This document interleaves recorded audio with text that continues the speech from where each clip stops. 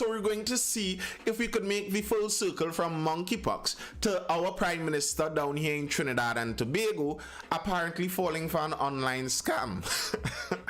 And an online scam, it seems, of the most trivial nature. Now, this isn't really news.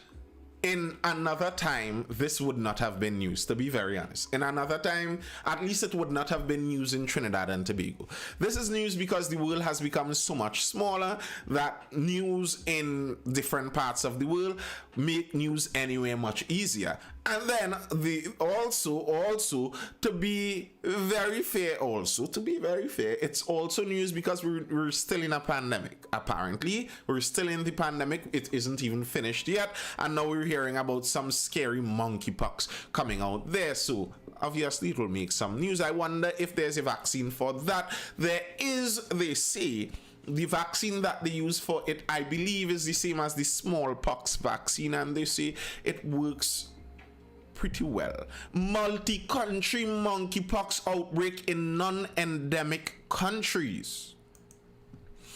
This is from the WHO, so you know this is standardized stuff. You know, the WHO is looking to expand their power even more now. Many countries are attempting to sign some understanding to give the WHO more control in times of emergency. So this is from the top experts of the experts from the 21st of May 2022. Outbreak at a glance since 13th of May 2022. Look at that date. Remember that date. It might come in handy at some point in the future. That date might come in handy. Since 13th of May 2022, cases of monkeypox have been reported to WHO from 12 member states that are not endemic for monkeypox virus. Across 3 WHO regions, epidemiological investigations are ongoing. However, reported cases thus far have no established travel links to endemic areas. You see, the endemic areas for monkeypox, are in Africa. So, it's kind of strange that it started popping up over in Europe. And that is what was making it so large of an issue. Because monkeypox endemic countries are Benin, Cameroon, the Central African Republic, the Democratic Republic of the Congo, Gabon, Ghana, Ivory Coast, Liberia. All right, you get the idea. Quite a few countries in Africa have this monkeypox endemic there. And I saw someone pointing out that this new outbreak of monkeypox was in Europe, and you could predict what the skin color in Europe generally is. And nearly all the newspapers and magazines and online websites that were showing you the pictures of monkeypox were showing you black people. And I don't know how many of you know, gosh, what's this guy's name? By Umar, right? Dr. Umar. You have to put on the Dr. Umar look like, all these pictures are all African, but I think there's no grand conspiracy against the black diaspora. There might just be laziness and convenience on the part of the media because it is endemic in those African countries. So if you go searching for pictures of the disease, you most likely are going to find it on African people. And sometimes I wonder about so many diseases being endemic to Africa and so many different viruses, etc., being found in Africa. But then when you think about the biodiversity of Africa and the length of time Africa has had to stew inside there, you'd expect some of those things there. And what you notice so many of the times is that this super dangerous thing, really scary, has been living in Africa for thousands of years with nobody bothering, apparently. But as soon as it gets out, all of a sudden it wants to engulf the world. And that kind of tells you something about the ecosystems and balance. That usually when things are in the right place, when they are in the ecosystem they are meant to be in, there's usually the counterbalance for it. So, you know, it doesn't overrun this particular ecosystem. But when it escapes that ecosystem and you bring it somewhere else, then is where the drama starts. But anyway, that is being sidetracked a bit. That's not exactly what we are talking about. We are talking about this virus with this monkeypox and how it came to be over there in Europe. Now, there have been some links. Based on currently available information, cases have mainly, but not exclusively, been identified amongst men who have sex with men, seeking care in primary care and sexual health clinics.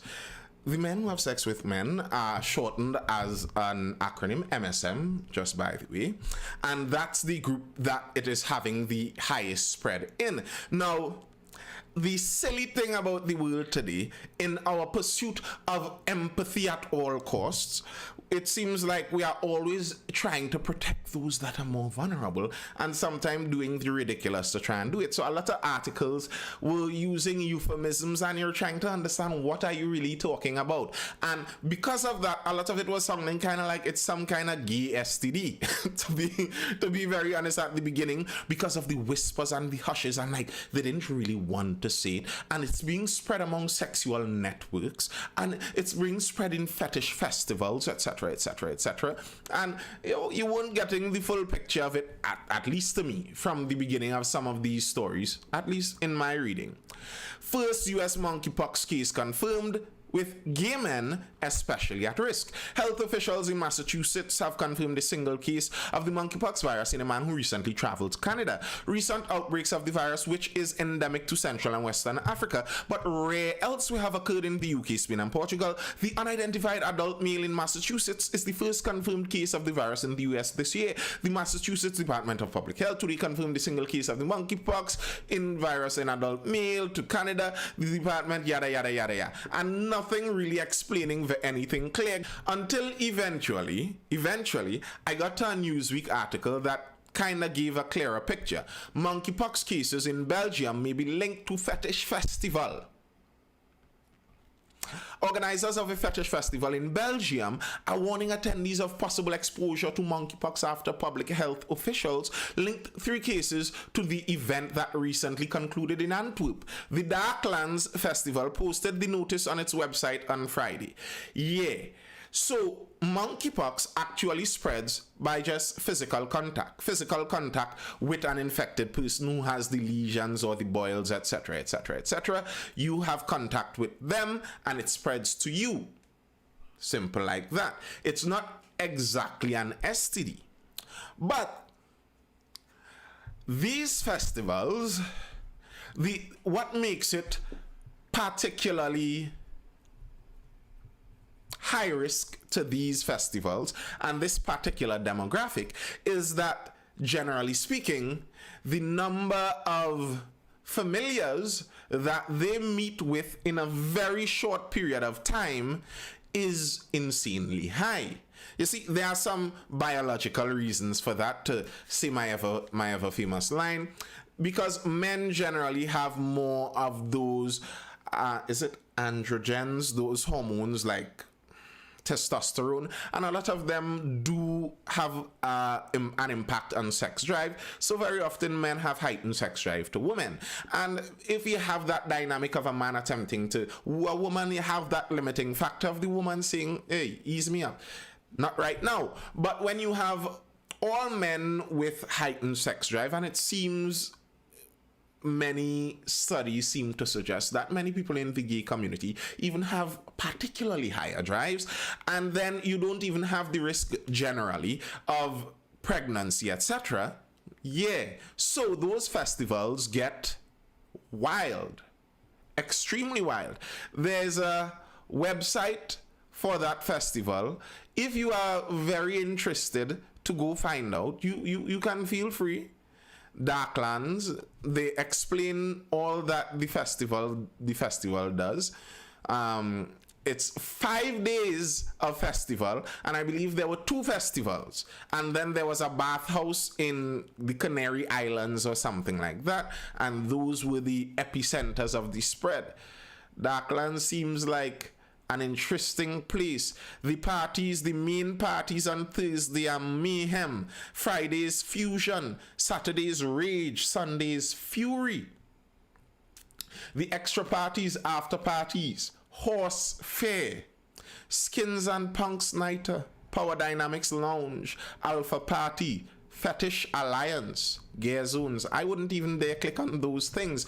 I am running a family friendly program here. So yeah, they got lit. They were apparently real lit over there in the festivals, and it involved a lot of physical contact that unfortunately leads to the spread of this monkeypox. Now, something interesting is that the monkeypox is endemic to Central and was it West Africa?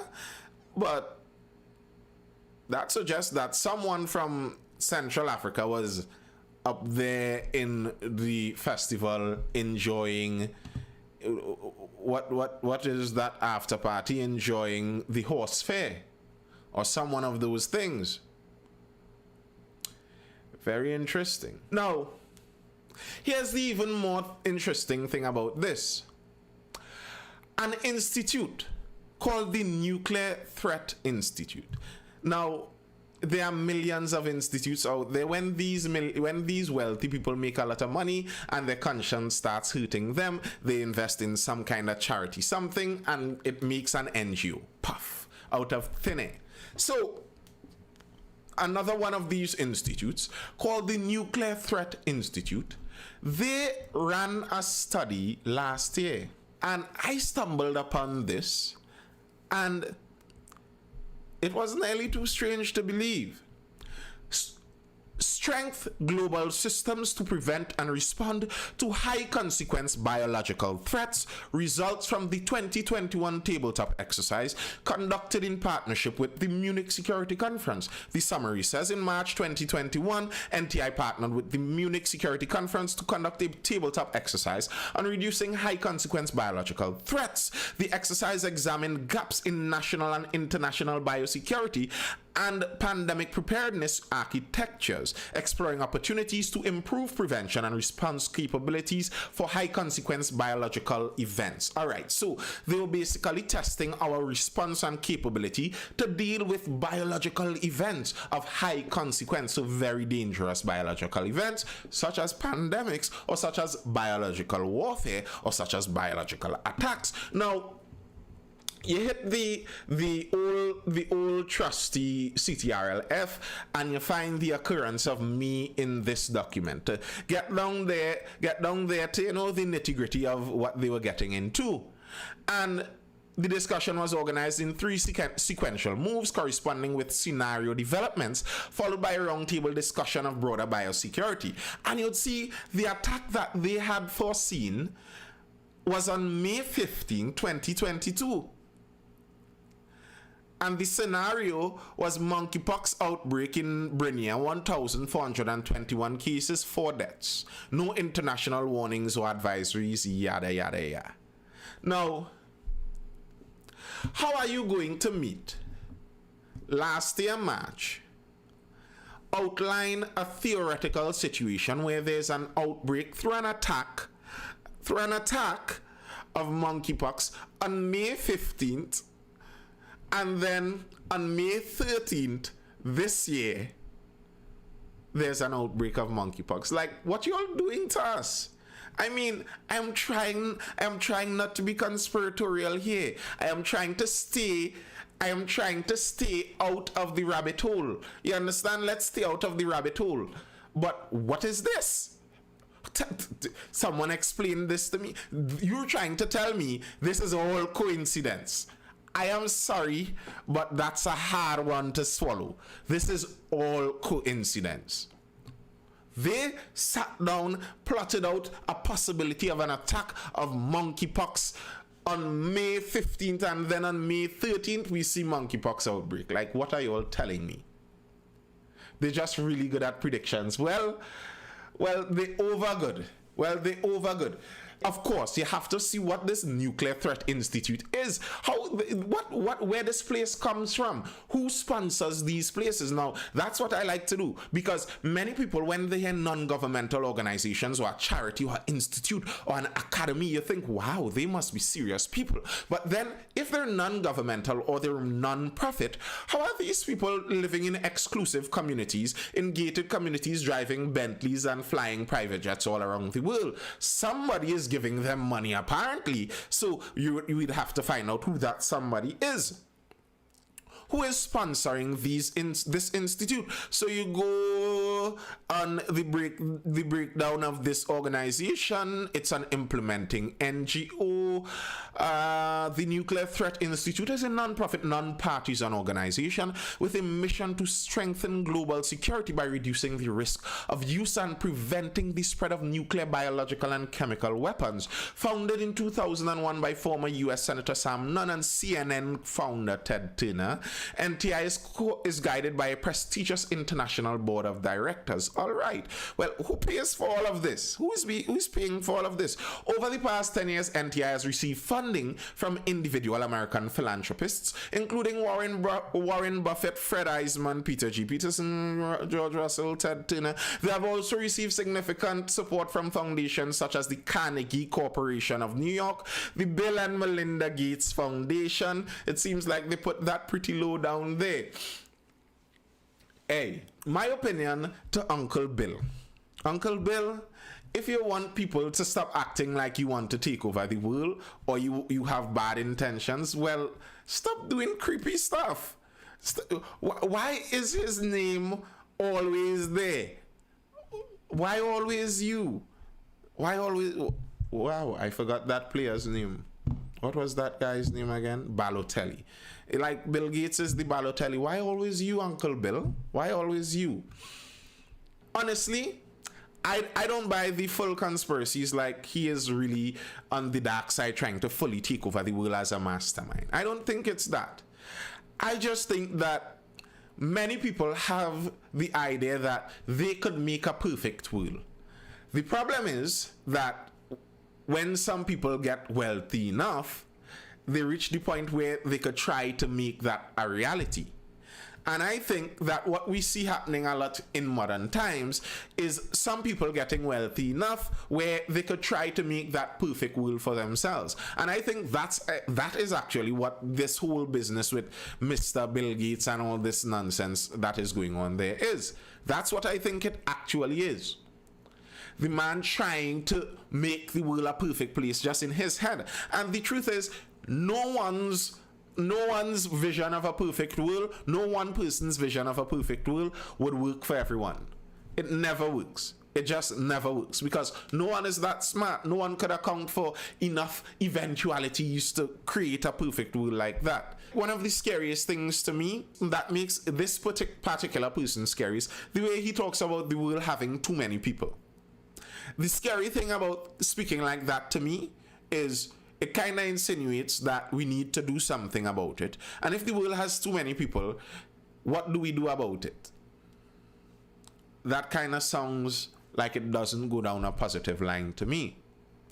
Now, positive or not, it seems like our Prime Minister was very happy to accept a donation from Mr. Bill Gates. TNT to get significant funding from Bill Gates Foundation. Prime Minister Dr. Keith Rowley has announced that Trinidad and Tobago has been chosen to receive funding from Bill and Melinda Gates Foundation, which he described as not insignificant. Dr. Rowley made the announcement at a news conference he hosted at the Piarco International Airport on his return to TNT from Guyana yesterday.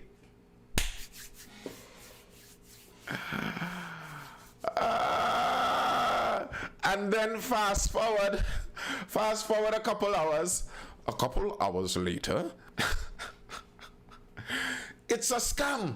PM says call and funding from Bill Gates Foundation was fake. Prime Minister Dr. Keith Rowley has said that information he received suggesting that Trinidad and Tobago was being offered significant funding from the Bill and Melinda Gates Foundation came from a scammer. The Prime Minister told a news conference Sunday that he had received word from the United Nations General Secretary that TNT was in place to receive the funding. However, the Prime Minister issued a statement today saying it was all a scam. Now, how do you get scammed believing you got a message from the United Nations General Secretary General? Like, bro, you're showing your age. Uncle Kitos, you're showing your age. Like, sir, you don't make those announcements. He got one of those WhatsApp broadcasts. You have just no. If you update your status now, Bill and Melinda Gates have made a donation in your name. All you need to do is update your WhatsApp status and forward this message to the entirety of Trinidad and Tobago to receive that donation. and Uncle Kitos hit the forward. He hit select all and he clicked send.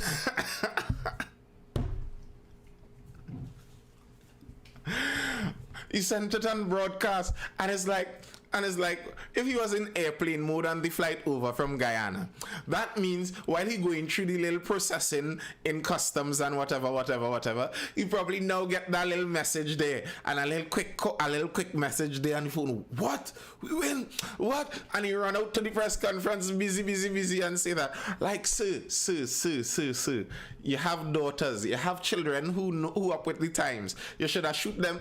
I could tell you. And I know my mom's even shame at that because she's sensible on that side. She knows that some of these scammers are above her level of IT proficiency. So anybody sending my mom's anything strange, moms keep that on her phone. She don't even forwarding it to me to see what it is, Keep that on her phone, comes and shows me and say, this real? What is this? What is about? Because she figured out a long time these scammers out here smart. Listen, I don't understand.